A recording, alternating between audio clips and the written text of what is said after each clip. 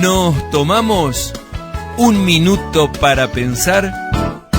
Claro que sí, juntos otra vez. Dígame que anda bien. ¿Cómo le va, señor, señora? Gracias por recibirnos. Un nuevo tema en el minuto para pensar. Paternidad desastrosa. ¿Usted cree que yo voy a hablar sobre padres que son un desastre? No, para nada. Simplemente vamos a analizar lo que es un desastre. Es una catástrofe, una desgracia, una calamidad y por último, destrucción y muerte. Y de eso vamos a hablar, de la vida del sacerdote Elí, de cómo podemos vivir, dormir en la iglesia, pasarnos toda la vida dentro de la iglesia y sin embargo tan lejos de Dios. Los hijos de Elí no eran cristianos, no eran devotos, no creían en Jehová ni en su palabra, la Biblia. Sin embargo, su padre era sacerdote, fue el primer sacerdote en la tierra prometida, en aquella famosa tierra que destila leche y miel. Sin embargo, el mandamiento de amarás al Señor tu Dios con todo tu corazón, con toda tu alma, con todas tus fuerzas, y esta palabra que te mando hoy estarán sobre tu corazón y se las repetirás a tus hijos y a los hijos de tus hijos, no funcionó.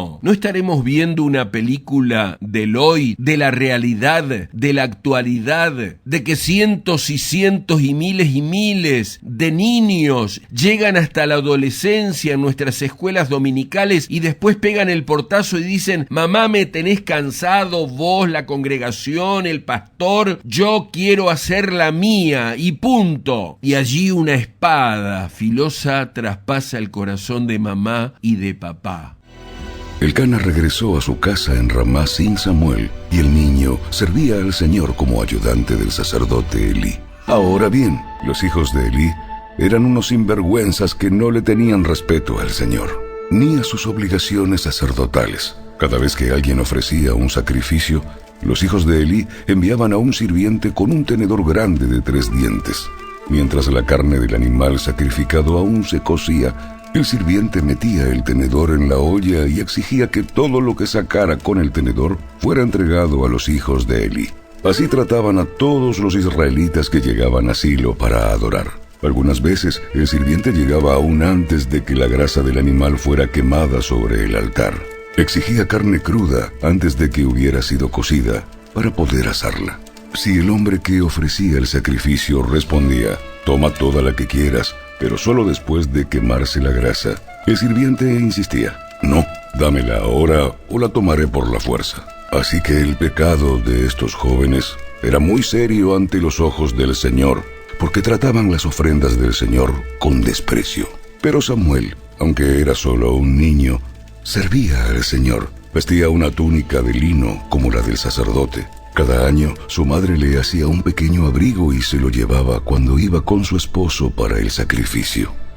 ¿Cómo encontrar los peligros para que nuestros hijos sean verdaderos cristianos y no se los coma el lobo en medio del bosque como a Caperucita Roja? El proverbio sigue siendo 22:6. Instruye al niño en su camino y aun cuando fuere viejo no se apartará de él. ¿Dónde está el peligro, el error? En el profesionalismo de la religión organizada. ¿Qué significa? Que nosotros llevamos a nuestros hijos como ponemos tal vez el helado en el freezer y creemos que ya es automático. Bueno, yo llevo a mis hijos a la reunión de jóvenes para que allí se conviertan. No es el mandamiento bíblico. Instruye, es algo personal. Jesús lo dijo: id y haced discípulos a todas las naciones. Discípulo es un aprendiz, es la mamá, el papá en el hogar. No enseñarles a orar por la comida y creer que de esa manera el niño va a tener fe en Dios. Cree en el Señor Jesucristo y serás salvo tú y tu casa. La mejor iglesia es el hogar. Es allí donde se aprende de los padres, del ejemplo. Decirle que no estoy. Gente mentirosa, gente que engaña, gente que tiene una boca sucia, pero cuando va a la iglesia se pinta de santo, se pone el manto de la piedad. Primera de Samuel 2:22, pero Elí era muy viejo, se le había pasado el tiempo y oía los chimentos de la congregación, de todo lo que sus hijos hacían con todo Israel. Menospreciaban las ofrendas, comían como chanchitos. El dinero que entraba en la iglesia no era para predicar el evangelio, sino para darse grandes fiestas. Y a tal punto que, siendo hombres casados, tenían relaciones íntimas de adulterio con otras mujeres, que dormían, que velaban a las puertas del tabernáculo. Y allí se acuerdan levantar la voz demasiado tarde. ¿Qué hacen, chicos? Están obrando mal. Yo oigo de todo este pueblo vuestros malos procederes. No, hijos míos. ¿Qué había pasado con Elí? Se le había engrosado el corazón. Había perdido la palabra de Dios. Esto lo dice el capítulo 3, versículo 1. El joven Samuel ministraba a Jehová en presencia de Elí, y la palabra de Jehová escaseaba. ¡Qué tristeza! Escaseaba en aquellos días y no había visión con frecuencia. La tibieza espiritual de los padres hace un congelador en el corazón de los hijos. Conclusión: ellos no oyeron la voz de su padre Elí, porque Jehová había resuelto hacerlos morir. Ese es el fundamento de nuestro tema: paternidad desastrosa, cuando tiene que intervenir Dios en forma fuerte, en forma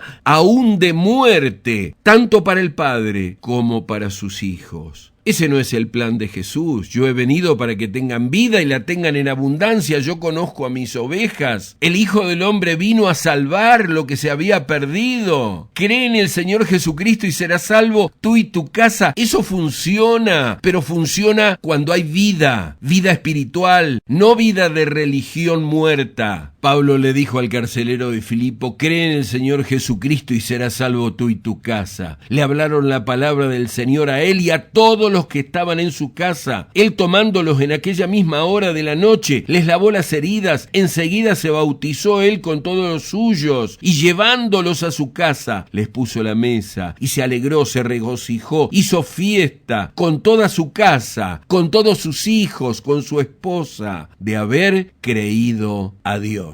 Hasta la próxima.